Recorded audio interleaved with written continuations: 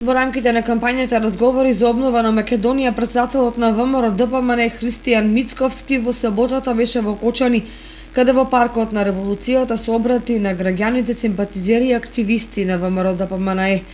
Во својот говор тој нагласи дека програмата на ВМРО ДПМН се темели на 3 столба.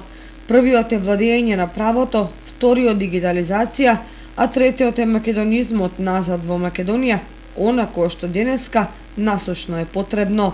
Нашата програма ќе се темели на 3 столба. Првиот столб е владење со правото, безусловна примена на правдината.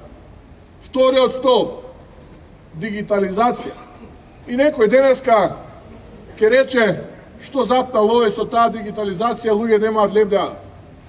Затоа што за 20, за 30 години од денеска она општество кое што нема да биде дигитализирано, ќе му предстои огромен предизвик за опстанок.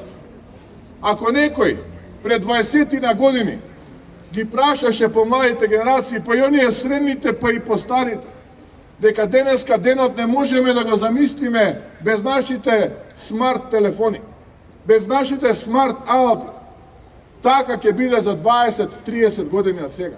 Колку побрзо тоа ќе го направиме, толку побрзо ние ќе бидеме отчетни и транспарентни пред граѓаните. Комбинација на дигитално општество Диги Македонија заедно со владење на правото и владење на правдината. Мицковски зборуваше за лошата економска состојба во која се наоѓа државата, за исилувањето на младите, особено во источниот дел на државата, падот на стапката на вработување и стагнацијата на странските инвестиции. Се сеќавате тука во Кочани, ветуваа, посебно ветуваа кај земјоделците, кај оризопроизводителите и велеа, оризот и оризовата арпа сигурно ние ќе ги пласираме, ќе најдеме пласман за нив и ќе најдеме пласман по цена од 25 и 50 денари.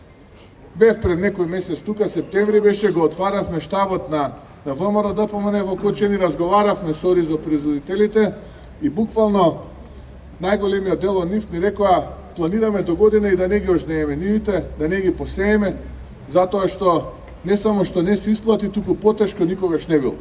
Уште една голема невистина, само за да може да се зграбат до привилегиите во владата, само за да може да се амнестираат од злоделата кои што ги правеа во минатото. Ветуваа на пензионерите дека секоја година за 10% ќе им ги зголемувале пензиите.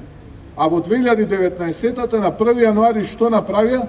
Истите тие пензии кои што со години наназад беа зголемувани, им ги намалија. Тој од Кочани порача дека на 12 април ќе се случи третиот Илинден и оттогаш народот ќе започне една нова историја на европска и просперитетна држава. 12 април 2020 е денот кога е потребна нова револуција на Македонија и е потребен третиот Илинден затоа што од тога заедно со народот треба да отпочнеме да испишуваме една нова историја, историја на модерна европска држава, просперитетна држава, која што ќе ја предводи ВМРО ДПМН заедно со народот во Македонија.